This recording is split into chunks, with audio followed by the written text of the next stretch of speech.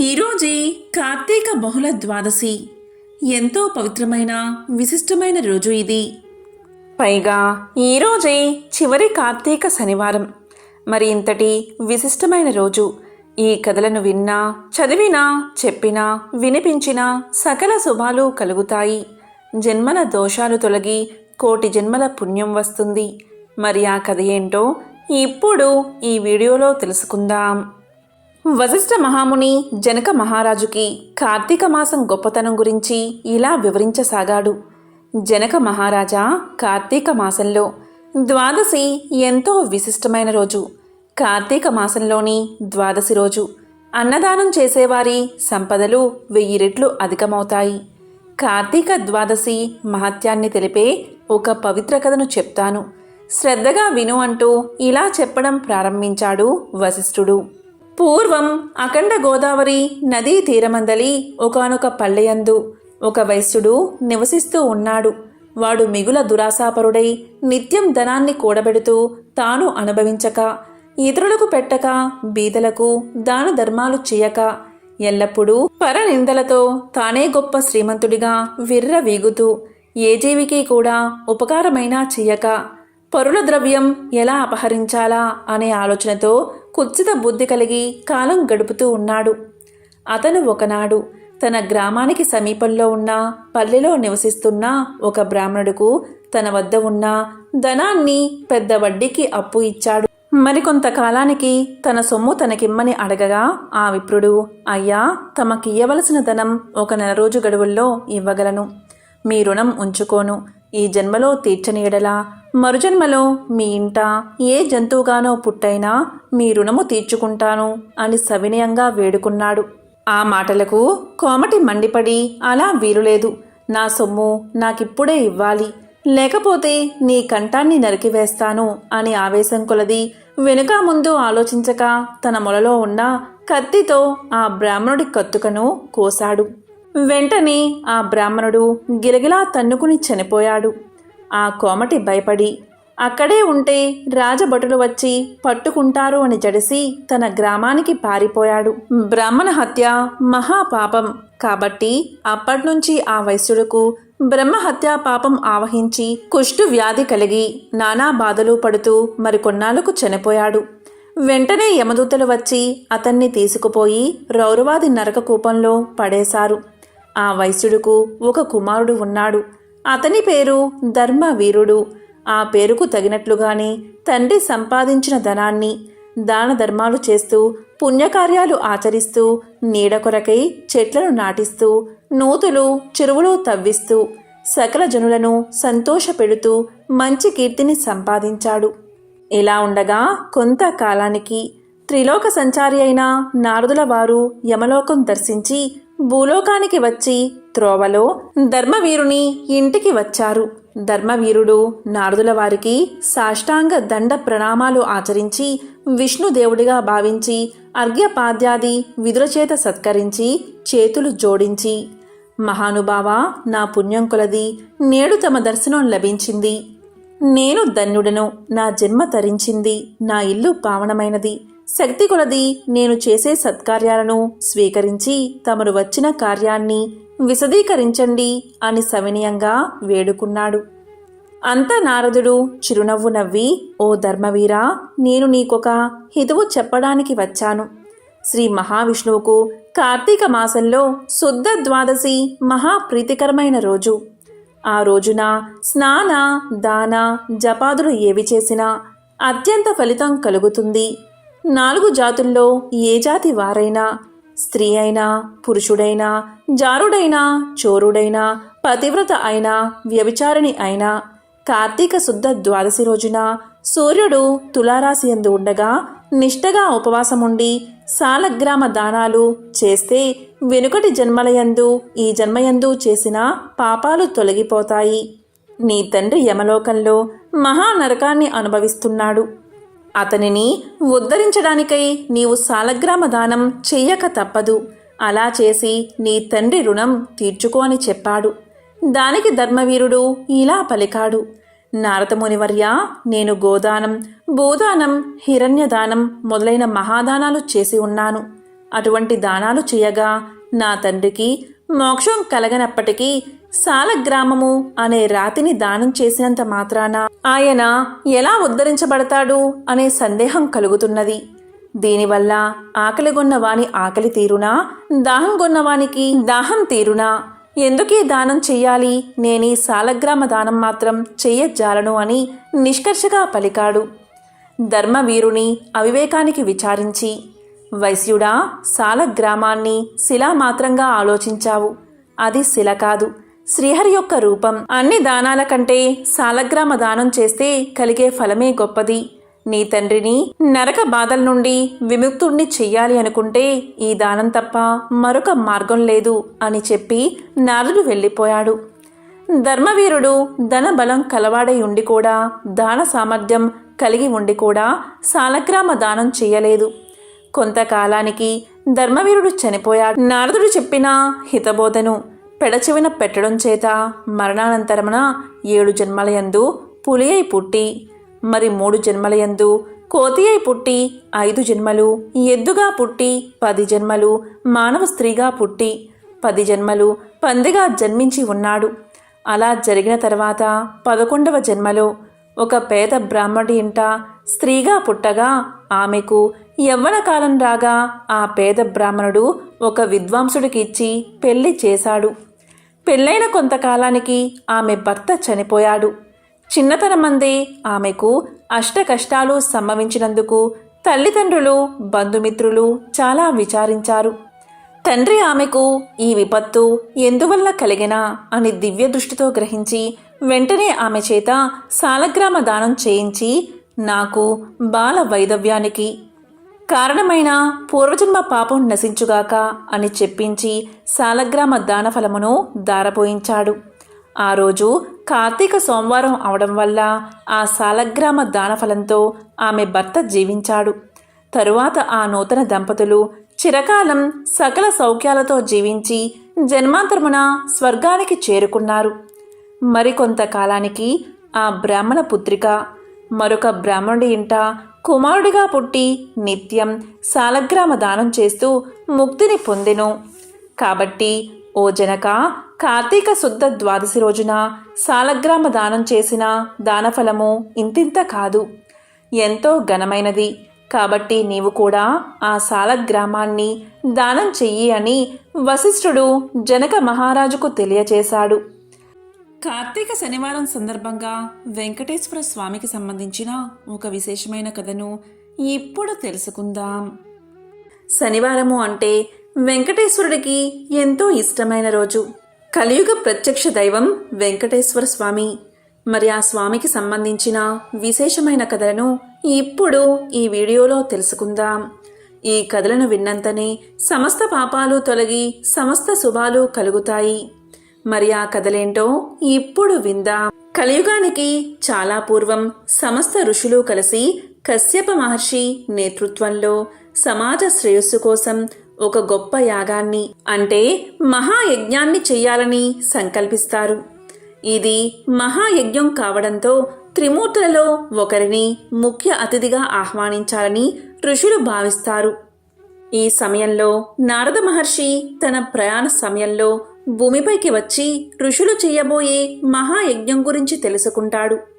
అప్పుడు నారదుడు ఇలా పలుకుతాడు, ఓ మహారుషులారా, ఈ యాగంతో మీరు ఎవరిని సంతోష పెట్టబోతున్నారు? మీరు పవిత్రమైన త్రిమూర్తులలో అత్యంత ఉన్నతమైన వ్యక్తిని సంతోషపెట్టబోతున్నారా? పవిత్ర త్రిమూర్తులలో ఎవరు పరమేశ్వరుడు అన్న ప్రశ్నకు ఋషులు అయోమయానికి లోనవుతారు. దీంతో వారు త్రిమూర్తులలో ఉన్నతమైన వ్యక్తిని యాగానికి ఆహ్వానించాలని తలపోస్తారు. లోక కళ్యాణం కోసం యజ్ఞం తలపెట్టిన మహర్షులు త్రిమూర్తులలో గొప్పవారెవరో నిర్ణయించమని భృగు మహర్షిని పంపుతారు. అరికాలిలో నేత్రం కారణంగా తనకు గల శక్తి పట్ల గర్వితుడై ఉన్న భృగు మహర్షి తొలుత సత్యలోకానికి చేరుకుంటాడు. అక్కడ సత్యలోకంలో వేదగానం చేస్తూ బ్రహ్మదేవుడు, ఆయన గాత్రానికి వీణానాదాన్ని అందిస్తూ సరస్వతీదేవి సంగీతంలో సంలీనులై ఉన్నారు. ఆలు మగలిద్దరూ ఒకే అనుభూతిలో లయించి ఉండగా ఆ అనునాదం అనంతమై విస్తరించింది. భృగువు రాక వారిని ఆటంకపరచలేదు. దాంతో వారు ఆయన రాకకి స్పందించలేదు. దీంతో కోపగించిన భృగువు బ్రహ్మకు భూలోకంలో ఆలయాలు ఉండవని శపిస్తాడు. ఇక అక్కడ్నుంచి కైలాసానికి వెళ్తాడు. కైలాసంలో శివ పార్వతులు నాట్యంలో లీనమై ఉన్నారు. ఆది దంపతులతో పాటు గణపతి, కుమారస్వామి సహితంగా నంది, భృంగి, రుద్రగణాలు ఆ పారవస్యంలో ఉన్నారు. ఇక్కడ కూడా భృగు మహర్షికి స్వాగత సత్కారాలు లభించలేదు. పార్వతీ పరమేశ్వరులు తాళం తప్పకుండా చేస్తున్న నాట్యం సర్వ సృష్టికి శృతి లయలు అయ్యింది. అహంకారం లేకుండా ఉండి ఉంటే భృగు మహర్షి ఆదిదేవుడు నాట్యమాపి తన్ని పలకరించే వరకు సహజంగా భక్తిగా వేచి ఉండేవాడు. కానీ భృగువుకి అదనపు శక్తి ఉంది. దాని తాలూకు అహంకారం కూడా ఉంది. కాబట్టి భక్తుడు భగవంతుడి కోసం వేచి ఉండం కాదు, భగవంతుడే భక్తుడి రాక కోసం మెలకువతో ఉండాలి అనుకున్నాడు. దాంతో ఆగ్రహాన్ని నిగ్రహించుకోలేక లింగాకృతికే తప్ప పరమేశ్వరుడి రూపానికి అర్చనలు ఉండరాదని శపించాడు భృగువు. అక్కడ్నుంచి వైకుంఠానికి చేరుకున్నాడు. అక్కడ లక్ష్మీనారాయణులు చదరంగ వినోదంలో తల మునకలై ఉన్నారు. సత్యలోకంలో బ్రహ్మ సరస్వతుల హృదయాలు సంగీత భరితమైతే కైలాసంలో శివ పార్వతుల తనువులు నాట్యగతిలో లయించి ఉన్నాయి. వైకుంఠంలో లక్ష్మీ విష్ణువుల మేధస్సు పరంగా చదరంగ క్రీడలో మునిగి ఉన్నారు. సృష్టి స్థితి లయకారులం కదా అని త్రిమూర్తుల్లో ఎవరూ ఇల్లాలితో గడపడానికి సమయం లేదు, సమయం లేకుండా ఉన్నాం అనలేదు, అనుకోలేదు. క్రీడా వినోదంలో మునిగి ఉన్న శ్రీహరి శ్రీదేవులను చూశాడు భృగువు. అప్పటికే ఆగ్రహం హద్దులు దాటి ఉంది. కాలెత్తి మహావిష్ణువు వక్షస్థలంపై ఒక్క తన్ను తన్నాడు. గుండెలపై తన్నిన బిడ్డని చూసిన తండ్రిలా శాంతంగా చిరునవ్వు నవ్వాడు శ్రీహరి. భృగువుని బుజ్జగిస్తూ అతిథి సత్కారాలతో ఆజ్ఞపాద్యాలు సమర్పిస్తూ భృగువు అరికాలిలోని నేత్రాన్ని చిదిమేశాడు. అప్పటికి కాని భృగు మహర్షికి తలకెక్కిన అహంకారం మహమ్మారి దిగిపోలేదు. చేసిన తప్పిదాలు తెలిసి రాలేదు. పోగొట్టుకున్న తపశ్శక్తి నష్టం అర్థం కాలేదు. దాంతో దిమ్మ తిరిగి వాస్తవంలోకి వచ్చి పడ్డాడు భృగువు. దుఃఖిస్తూ శ్రీహరి పాదాలపై పడ్డాడు. ఆ పైన పశ్చాత్తాపంతో తపోవనానికి తరలిపోయాడు. అతన్ని ఆశీర్వదించి తిరిగి చూసిన శ్రీహరికి ఎదురుగా శోకమూర్తి అయి శ్రీలక్ష్మి నిలిచి ఉంది. తన నివాస స్థానమైన మహావిష్ణువు వక్షస్థలంపై తన్నిన భృగువుని విష్ణువు శిక్షించకుండా సమాదరించి పంపినందుకు ఆ తల్లి అవమానం చెందింది. అనునయించబోయిన శ్రీమన్నారాయణుడికి శ్రీదేవి శోకాశ్రువులే సమాధానం చెప్పాయి. బాధాతప్తమై ఆ ఇల్లాలు కన్నీటితో భర్తని విడిచిపోయింది. సిరి తనతో ఉన్నప్పుడు సర్వ సంపదలతో వైభవమూర్తే విలసిల్లిన శ్రీమన్నారాయణుడు సిరిదేవి విడిచి వెళ్లడంతో దరిద్ర నారాయణుడై అడవులు పట్టిపోయాడు. గుక్కెడు పాలకి పుట్టలో ఉండి పొదుగు వదిలిన గోమాత పుణ్యాన కడుపు నింపుకున్నాడు. దేశ దిమ్మరిలా తిరుగుతూ వకులమాలని చేరినప్పుడు సైతం ఎవరు నాయనా నీవు అంటే ఏ పేరుని చెప్పను, ఏ పేరుతో పిలిచినా పలుకుతాను, ఏ ఊరని చెప్పను, అన్ని ఊళ్ళు నావే, సిరి నుండే తల్లి ఇప్పుడు తొలగిపోయింది అంటాడు. ఆ తల్లి జాలిపడుతూ అంతే నాయనా లోకరీతి, భాగ్యమున్నంతకాలం అందరూ గౌరవిస్తారు, కలిమి కోల్పోయిన నాడు అన్నీ కోల్పోయినట్టే అంటూ కన్నబిడ్డను ఆదరించినట్లు ఆదరిస్తుంది. ఆశ్రమవాసి అయి వరహమూర్తి అనుమతి పొంది ఆశ్రితుడై జీవిస్తూ ఆకాశరాజ పుత్రి పద్మావతిని పరిణమాడాలి అనుకుంటే పైసలేవి, పెళ్లి చేసుకునేందుకు వడ్డీకి అప్పు తీసుకోవాల్సి వచ్చింది. ఒకప్పుడు సిరి సంపదలకి నెలవైనవాడు. కలకంట కంట కన్నీరొలికితే అది పరిస్థితి. తిరుమల శ్రీ వెంకటేశ్వర స్వామి యొక్క నైవేద్యం కథను ఇప్పుడు తెలుసుకుందాం. పూర్వం తొండమాను చక్రవర్తి స్వామివారిని బంగారు తులసి దళాలతో పూజ చేసేవాడు. కొంతకాలానికి ఎవరూ ఈ విధంగా చేసి ఉండరు అనే గర్వం తొండమాండికి బయలుదేరింది. ఈ విధమైన భావంతోనే ఒకరోజు శ్రీవారి ఆలయంలోకి ప్రవేశించే సమయానికి తాను పూజించిన బంగారు తులసి దళాలు పక్కకు తోయబడి ఉన్నాయి. మట్టితో చేసిన పూలు స్వామివారి పాదాలపై వేయబడి ఉన్నాయి. అది చూసిన తొండమానుడు ఆశ్చర్యానికి లోనయ్యాడు. స్వామివారిని ప్రార్థించాడు తొండమానుడు. తొండమానుడి ప్రార్థన ఆలకించిన స్వామి ఇలా పలికాడు: రాజా, నీవే కాదు, నాకు ప్రియమైన భక్తులు అనేక మంది ఉన్నారు. అటువంటి వారిలో భీముడు ఒకడు. కుండలు చేసుకుని జీవించే కుమ్మరి అయిన భీముడు చెక్కతో నా విగ్రహాన్ని ఇంటిలో ప్రతిష్ఠించుకున్నాడు. ప్రతిరోజు కుండలు చేసిన తర్వాత చేతికి అంటిన మట్టితో పూలు చేసి వాటితో నన్ను పూజిస్తున్నాడు. అవే ఈ మట్టి పువ్వులు. నాకు బంగారు పూలైనా మట్టి పూలైనా ఒక్కటే. అవి సమర్పించడం వెనుక ఉన్న భక్తే నాకు కావాల్సింది అని పలికాడు వెంకటేశ్వరుడు. స్వామివారి మాటలు విన్న తొండమానుడికి జ్ఞానోదయం అవుతుంది. వెంకటేశ్వర స్వామివారు తొండమానుడితో సహా భీముడి ఇంటికి చేరుకుంటారు. శ్రీ వెంకటేశ్వర స్వామిని చూసిన ఆనందంతో భీముడు పరిపరి విధాలుగా కీర్తించి తన ఆతిథ్యాన్ని స్వీకరించమని కోరతాడు. అప్పుడు స్వామివారు దానికి అంగీకరిస్తారు. పగిలిన మట్టి పెంకులో సంకటి తెచ్చి స్వామివారికి అందిస్తాడు భీముడు. స్వామివారు దాన్ని స్వీకరిస్తారు. ఇది చూసిన తొండమానుడు భక్తి పారవస్యంలో మునిగిపోతాడు. అప్పట్నుంచి ప్రతిరోజు సగం పగిలిన మట్టి పెంకులో నివేదన పెట్టే ఆచారం ఏర్పడింది. ఇప్పటికీ నిత్యం నైవేద్యం కుండ పెంకులోనే సమర్పించబడుతుంది.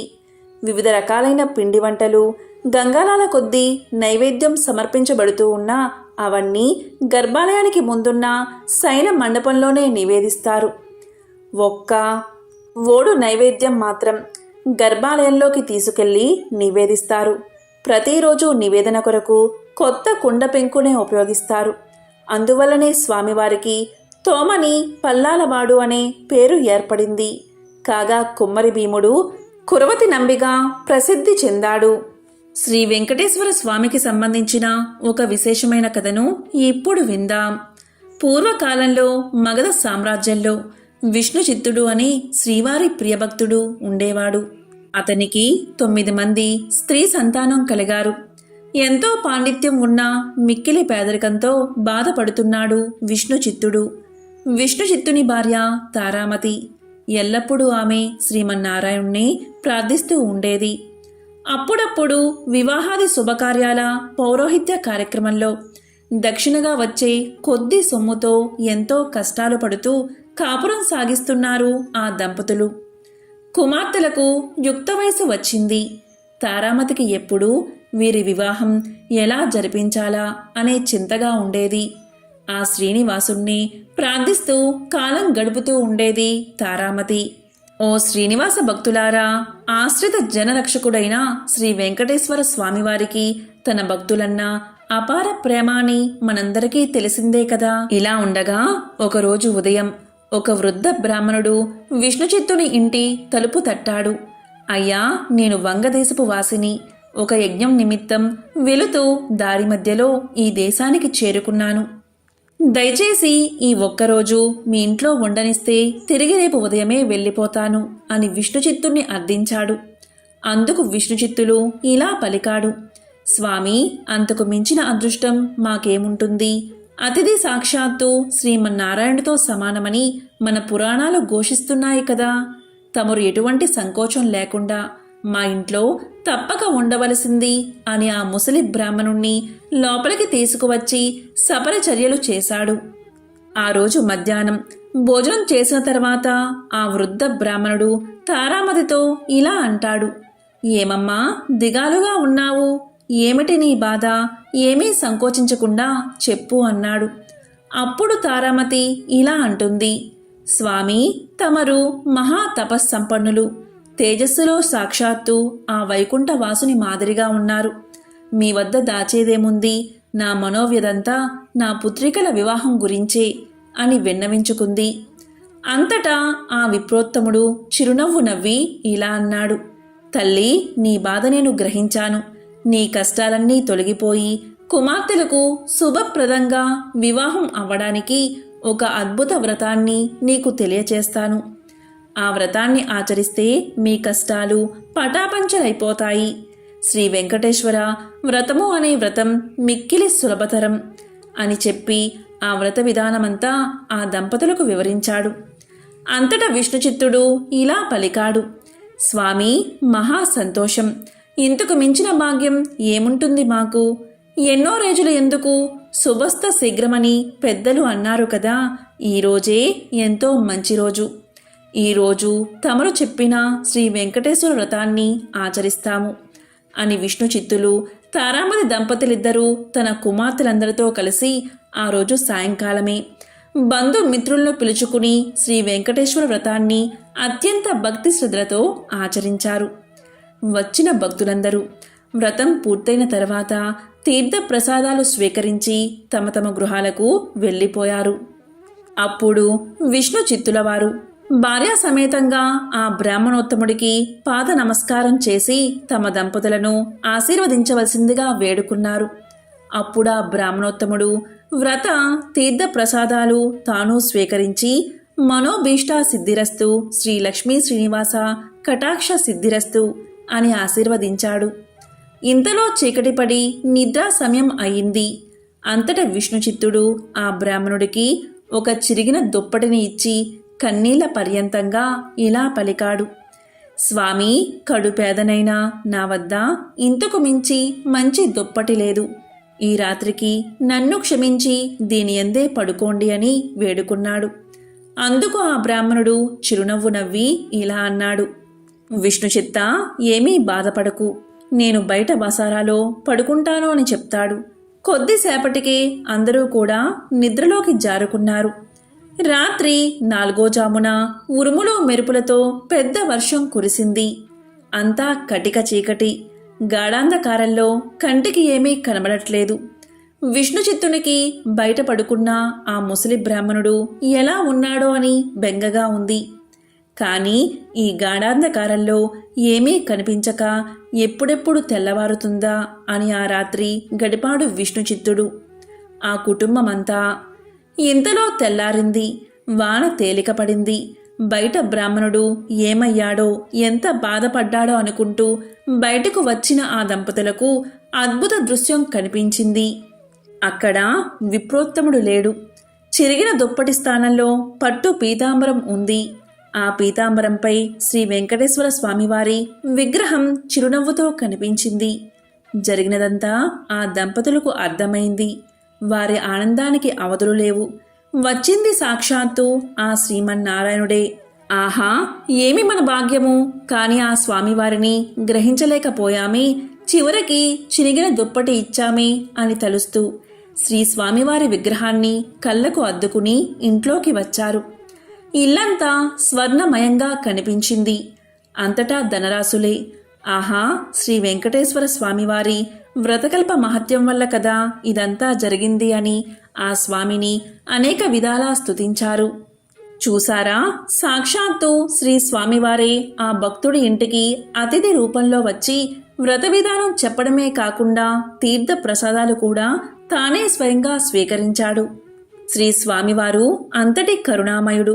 ఎవరైతే భక్తి శ్రద్ధలతో ఈ వ్రతాన్ని ఆచరిస్తారో వారింటికి తానే స్వయంగా ఏదో రూపంలో తప్పక వస్తాడు. మీరందరూ కూడా ఈ వ్రతాన్ని ఆచరించి స్వామివారి కరుణా కటాక్షాలు పొందండి. శ్రీ లక్ష్మీ శ్రీనివాస కటాక్ష సిద్ధిరస్తు అని విశ్వామిత్రుల వారు ముళ్లకు తెలియచేశారు. శ్రీ వెంకటేశ్వరాయ నమః అనేది వెంకటేశుడి మంత్రం. ఈ అష్టాక్షరి మంత్రం గురించి మాతృశ్రీ వెంగమాంబ రాసిన శ్రీ వెంకటాచల మహత్యం అన్న గ్రంథంలోని తృతీయ ఆశ్వాసం 177వ పుటలో శ్రీ వెంకటేశ్వరాయ నమః అనే అష్టాక్షరి మంత్రం గురించి ప్రస్తావించారు. శ్రీనివాసుడు ఈ మంత్రాన్ని ఓంకారపూర్వకంగా జపించవచ్చునని అందులో పేర్కొన్నారు. గురుముఖంగా మంత్రం గ్రహించి శ్రీ వెంకటేశ్వరాయ నమః అనే స్వామివారి మంత్రాన్ని జపిస్తే కృతార్థత సిద్ధిస్తుందని ప్రతీతి. కేవలం శ్రీ శ్రీనివాసుడి నామజపం కూడా అష్టాక్షరి మంత్రమంతటి ఫలితాన్ని ఇస్తుంది. ఎంతో పవిత్రమైన విశేషమైన ఈ శనివారం రోజు శ్రీ వెంకటేశ్వర స్వామికి సంబంధించిన ఈ కథలను విని స్వామివారి అనుగ్రహాన్ని పొందండి. ఓం నమో వెంకటేశాయ. శ్రీ వెంకటేశ్వరాయ నమః.